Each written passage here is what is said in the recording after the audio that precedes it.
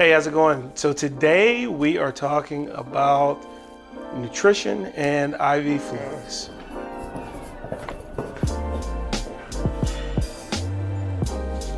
Man, it's so cold in my office today. Nutrition and IV fluids. That is one of the things that we don't think about a lot in the hospital, or at least outside of the hospital, and when people come in. We got to decide how much IV fluids to give you, when to give you one type versus the other. When do you eat? When are you NPO? A lot of this stuff plays out on your surgical rotation or when you're on a surgery elective because one, our patients are made NPO a lot for surgery. Two, when we do abdominal surgery, people develop ileuses and can't eat until they start passing gas or having a bowel movement, or they've had surgery like a colon anastomosis or small bowel anastomosis, and we have to wait till the appropriate time to feed them. In that situation, sometimes we have to give them distal tube feedings to where we were operating. Sometimes we just have to make sure they're on appropriate IV fluids until they pass gas or had a bowel movement. Today we're just going to kind of cover some good rule of thumb practices when you're managing IV fluids or TPN. First things first, nutrition support is needed when oral intake is not possible. Dysphagia, severe malnutrition, malabsorption, ileus, or a small bowel obstruction because of a blockage, ileus if your potassium's out of whack or whatever reason your intestines aren't working. Also, in patients, unfortunately, if they are diagnosed with some cancers and develop what's called carcinomatosis, their bowel won't handle nutrition, so we have to account for that. If you're septic in the ICU on vasopressor or niacin and we've clamped off pretty well the blood supply to your intestines, again, you got to decide TPN versus PO intake versus any type of feeding. That traditionally breaks down into enteral feedings or parenteral feedings. Enteral feedings are basically the stuff that you would put in your mouth and goes through your GI tract. So anything that goes directly into the stomach, the duodenum, or the jejunum is what we talk about when we say enteral tube feedings. Parenteral or TPN, total parenteral nutrition, is an IV form of nutrition. I got not roasted. Bunch of people had issues when I told them I don't like TPN, I like tube feedings, and we had to have a large discussion about why. So this kind of follows up to that discussion. Now, enteral tube feedings, a general guide for that is whether or not they're going to be short-term versus long-term. A good cutoff is 2 weeks. If someone is going to be in the hospital for 2 weeks and whatever reason, they've had a stroke or something and they can't feed themselves or they aspirate when they eat and food goes right into their esophagus or for whatever reason, less than 2 weeks, consider doing it through an NG tube. Especially if you're in the ICU, someone's really sick, they're on the ventilator and they need to get nutrition to heal, an NG tube is a great option. Now, if it's going to be longer than 2 weeks, you got to consider a tube to do this. Tubes, when I say a tube, there are a bunch of tubes to consider. We'll go to Sailor Moon here for a second. You can have a G tube versus J tube. Peg, we'll call it peg tube, G tube, lap G tube. They have all these names. Those traditionally are in the left upper quadrant and come out. Now, another type is a jejunostomy tube. The difference between G and J really just refers to G, which is gastric when it's in the stomach, versus J tube, which means it's in small intestine. Because the duodenum is a pain in the butt to deal with, nobody likes to put a tube in it. That's why there's no D tube. Now, you will have GJ tubes where they have a connection in the stomach that feeds through into the jejunum. Traditionally, not absolute, traditionally, A J tube is on the right side of the patient, and it is smaller than a G tube. G tube can be pretty big, has a balloon. Now, as far as management difference between a J tube and a G tube, because it's in the stomach, you can do bolus tube feeding. So you can do 1 can every 6 hours, 1 can every 4 hours. A can is usually about 250 mLs. You can put medicine through a G tube. Through a J tube, you cannot put medicines, and you have to do continuous, not bolus tube feedings. We'll get into all this when we do our G tube, J tube lecture. But just remember, traditionally, J tube on the right, peg tube on the left, meds through this one, no meds through this one, continuous bolus. Most of these G tubes, J tubes are surgically placed or in the GI lab. Now, parenteral nutrition, TPN. TPN is a little different. We mix up glucose, we mix up a little bit of lipids sometimes. There's a little bit of protein in there. We have to put a little potassium in there. We have to put a little sodium, a little phosphate, a lot of different things, as well as sometimes we put in Pepsid because we know that it increases your risk of developing ulcers. We'll sometimes put in insulin in it as well because we know that we're giving you dextrose, a little higher concentrate than D5 like D10, to be able to make sure that your cells are getting what they need. So it's complex, but they have stuff called premix, so we don't have to calculate it as we have to each time. Now, you can adjust the premix if somebody has a high potassium and you don't want them getting 40 milliequivalents a day, you want to get them 20, you can adjust it. TPN is good if the patient can't use their gut. TPN is nice if you don't have a choice to use the gut, but always use the gut if you can. Now, as far as when, again, gut cutoff. If you're doing 2 weeks, less than 2 weeks, and you need something just to get them through, a PICC line is a good option or a midline is a good option. They have stuff called PPN, which is not total, it is designed for peripheral. So PPN versus TPN. TPN is complete. PPN is essentially TPN light. So it's also PPN. This is something that you can give through IV. Realistically, I don't really like this stuff because it's really designed for people that you're just trying to give them a little bit of nutrition, and you can give it through a peripheral IV.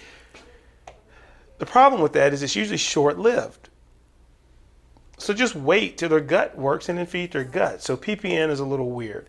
TPN, patients with celiac disease, patients with inflammatory bowel syndrome who can't use their gut, they usually end up on TPN. Chronic pancreatitis patients sometimes end up on TPN. Or you're septic and you're on pressors and you can't use the gut because there's no blood supply, TPN. Peripheral venous line, that's usually PPN, TPN, PICC line. Now, if you're going to be in there longer than 2 weeks, you'll probably need a tunneled catheter, not a port. A port should not be used for TPN, and it makes sense. Reservoir, you put a little bit of fat in there, you put a little bit of insulin in there, you have a petri dish waiting for bacteria to get into it that's not changing that much because that stuff will coat the outside. This is how people get sepsis, line sepsis in the hospital, especially when they're malnourished because of cancer, because people are putting TPN through a port. Do not use a port for TPN. It is a bad idea because the port will have to come out and then they'll have limited access. So traditionally use it for a tunneled catheter. Now, Hickman catheter is a tunneled catheter. The other thing is that a PICC line can be used for long-term TPN as well. So if I have a patient that I put on TPN in the hospital, I put it through a PICC line because I know that if it's less than 2 weeks, they're good. If it's longer than 2 weeks, I can transition them home with this PICC line and TPN, but it doesn't happen that often. You can do continuous versus cyclical. Cyclical is a little harder to manage because the insulin levels go up and down. The only people that we really put on cyclical TPN are patients that are homebound on TPN, so they don't have to run it all day long. So what you can do is basically give them what we call a TPN holiday. We do it with tube feedings as well. 8 a.m. to 5 p.m. you're not on anything. So that gives you opportunity to go to work, go out, shop, do whatever you need to do. If you're a kid and you have to go to daycare, your daycare is not running TPN all the time. And then from 5 p.m. to 8 a.m. we run it at a little higher rate so you get the amount of nutrition that you need. With regards to all of this nutrition, the goal is to get you back on a regular diet. One of the problems with eating going from a malnourished state to a nourished state is refeeding syndrome, hypophosphatemia. Basically, you give somebody a lot of food that they weren't eating before. The insulin dumps into the system to control the glucose. They then suck up all the phosphate from the surrounding cells, and you have this relative hypophosphatemia. So you have to watch that. That's one of the reasons that when we transition somebody from TPN to enteral tube feedings, or if they've been NPO for a while and then you start feeding them slowly, we have to watch for refeeding syndrome, because then you start getting into cardiac arrhythmias and all this other stuff that is associated with this. Now, with enteral feedings, you have to watch for aspiration.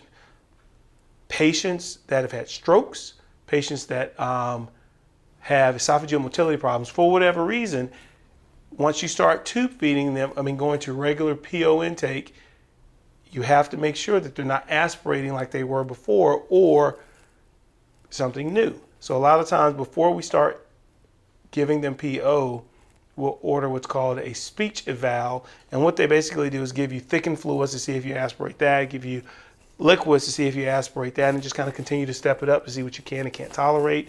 And a lot of times these patients will end up either on a thickening diet or a puree diet because they have problems chewing. But if it's thickened, they'll swallow it. With TPN, you always worry about cholestasis, basically forming gallstones or common bile duct stones, because the bile is not processing like it's supposed to. And you see that in patients that are chronically on TPN. So always think about right upper quadrant abdominal pain TPN. Just because they are doing that, they may develop a bad gallbladder or worsening of a gallbladder to help increase in liver function tests, a host of things. But remember that that's possible. Again, G-tube, J-tube, enteral feeds, way to go. TPN, if you can't feed. So number one, then number two. We could talk all day for this, but this is a good overview of why we do stuff, why we don't do stuff. Now, to go along with nutrition, water. Feed, water. Food, water. If you go, I think they always say a week without food versus 3 days without water. In the hospital, we say 5 days and 2 days. So if you don't have IV access for 48 hours, then you got to start thinking about something. If they haven't eaten in 5 days, you got to do something. The other thing, just point out, the amount of nutrition you get from going through TPN, continuous, you almost get the same amount giving them 1 meal a day or 2 cans of tube feedings versus doing TPN.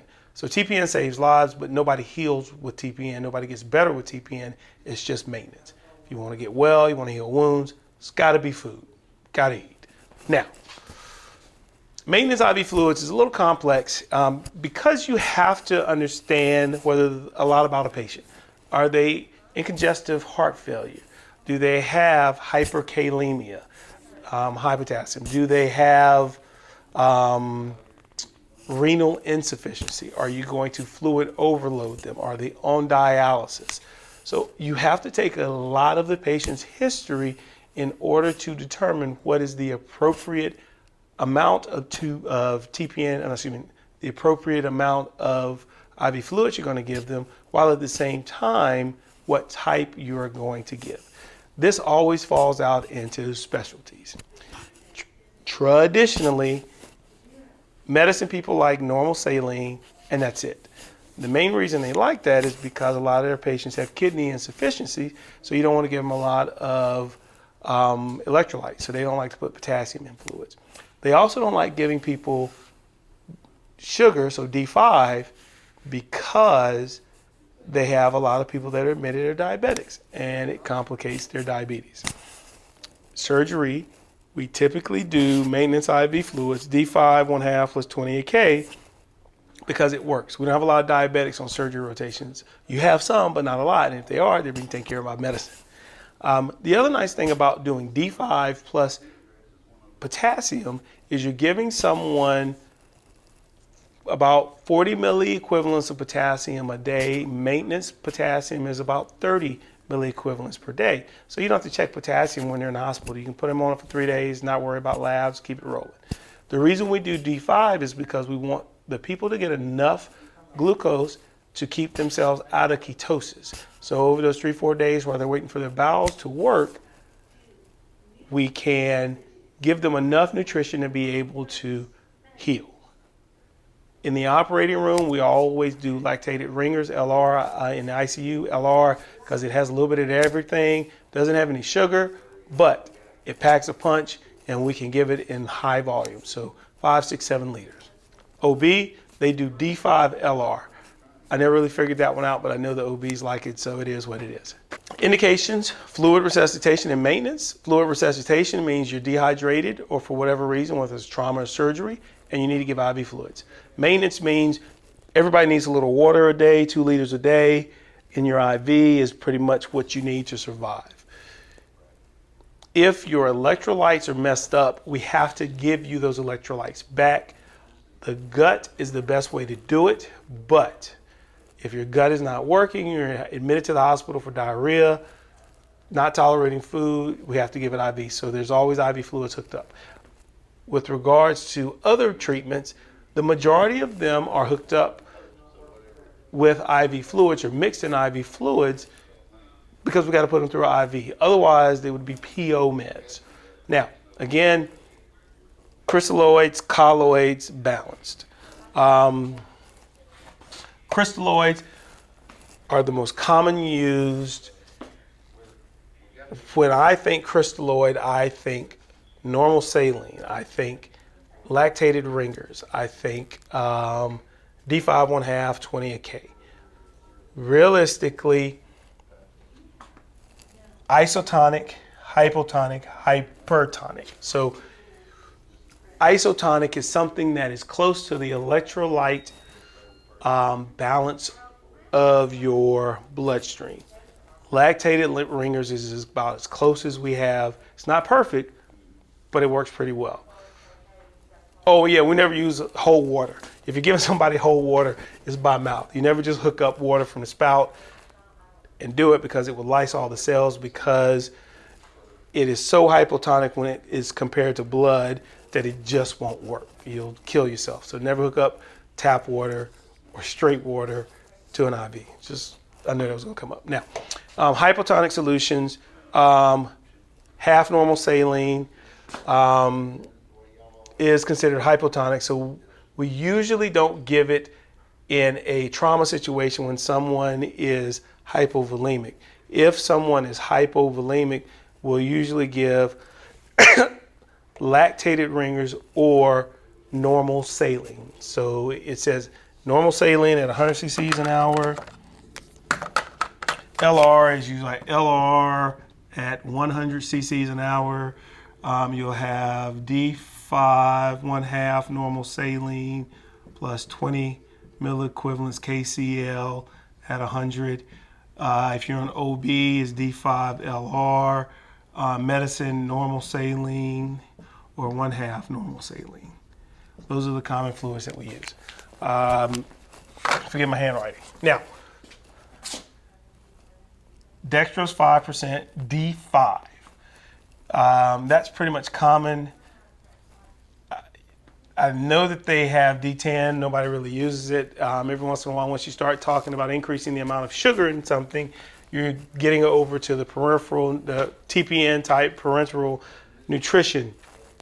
But again, somewhere else, you can read about that. Hypertonic solutions, 3%, 5% normal saline, that's used for people that are hyponatremic. But that is usually used maybe once or twice. It's not something that is run all the time. We'll run 100 cc's or maybe 200, 300, 400 cc's, and then that's it. Recheck their potassium. So this is a complicated thing that we don't use all the time, but it's sometimes necessary. Crystalloids. Colloids, when you start thinking about colloids, you are starting to think about people that are really sick.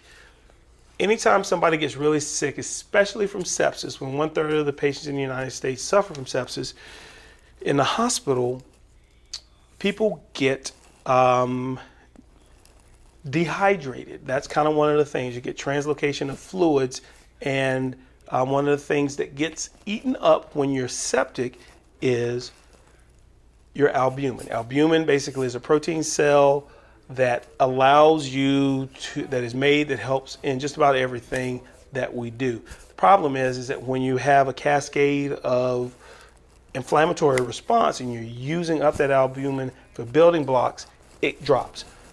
The issue with albumin is wherever albumin goes, water goes. So if you don't have any albumin in your intravascular space and you have it out with your tissues because there's protein outside of the vessels, the water goes out, you get what we call third spacing. If you have cracks in your vasculature because you're septic, third spacing, fluid goes into the tissues, goes out of the veins. That's when you see people in the ICU, they're really sick, they're bloated, swollen, they're third spacing fluid. Those patients also have a low albumin as well if you're malnourished. So we sometimes give albumin. I don't like it. I was taught that it's an instrument of the devil because it makes everybody look good initially, but you never fix the problem. Fresh frozen plasma, spin-off of blood products, use that sometimes when people are bleeding too much and we need to replace those things. That's good. Sometimes we give that or give blood as an IV fluid if someone is hypotensive. Dextrans also work, basically fake albumins. Now, balanced fluids are ideal because they have less adverse effects on the acid, base, and electrolyte balance in a patient. Put a star by this. This is not for the average person. This is a lead in to the complexities of metabolic acidosis, metabolic alkalosis, sepsis. So we have to say this, but we're not going to get into that today because that's another 2-hour lecture. So we'll cover that again. But realistically, the only other thing that you need to know, and the most important thing out of all of this, if you realize, feed them if you can. If you can't, give them IV fluids, is how much IV fluid do you give someone? This maintenance IV fluid calculation is a must on any rotation. This is the abridged version. The original version says 100 milligrams per kilogram per day, 50 mLs, not milligrams, milliliters per kilogram per day, and then 10, but then you have to divide it, not 20, it's 150 and 20, but you have to divide it for 24 hours. So it's always been shortened to 4 mLs per kilogram per hour for the first 10 kilograms body mass. What that means is, let's say somebody is, we'll go with the regular thing, 70 kilogram person, okay? We don't see too many of those in Alabama, but 70 kilogram person. If you're a 70 kilogram person, by this formula, 4 mLs per kilogram per hour for the first 10 kilograms. So what that means is 4 times 10 is 40. So if you weigh 10 kilograms, your maintenance IV fluids for one of these crystalloids is 40 mLs per hour. So that's a lot, but that is what is necessary to make sure everything is hydrated in your body, especially if you're young and that small, you're burning through a lot of IV fluids. Now, the second 10 of that 70 you get 20. So 20. So that accounts for 20 kilograms. Now, 1 ml per kilogram per hour for the remaining kilograms. What that means is we've already accounted for 50 of these kilograms. We've accounted for 20 of these kilograms, so we have 50 left.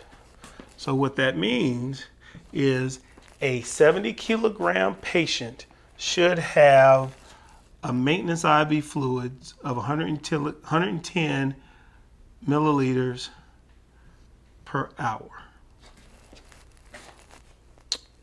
This is not just for adults. This is for kids. They have one that is modified for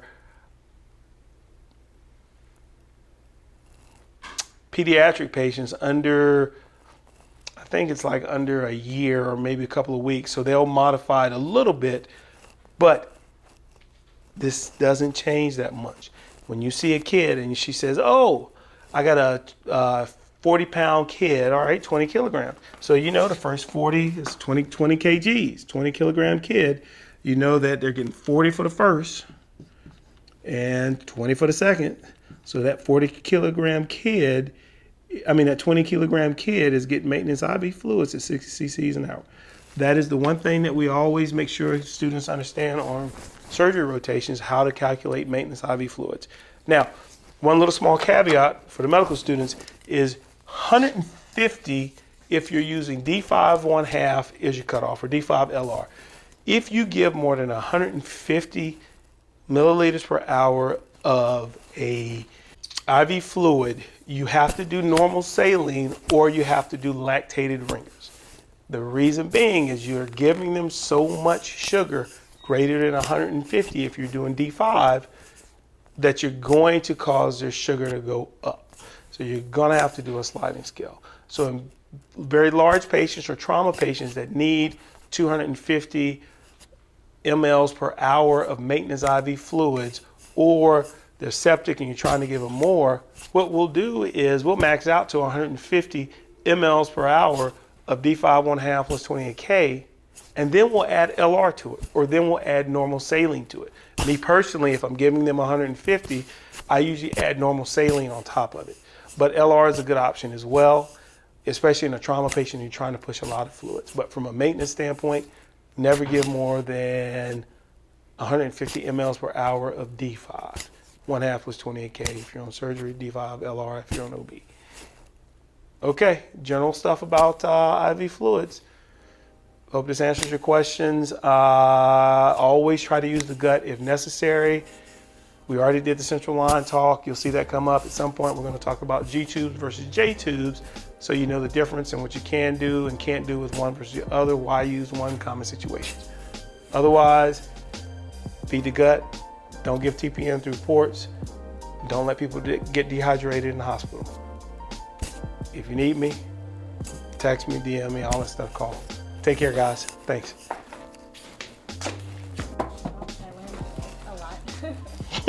She was like, you didn't cover any of this shit when we were on rotation. I guess I didn't. I didn't realize how much I didn't cover. I was like, shit. Oh yeah, I guess we didn't cover that, did we? Ain't nothing wrong with thunder with the rain.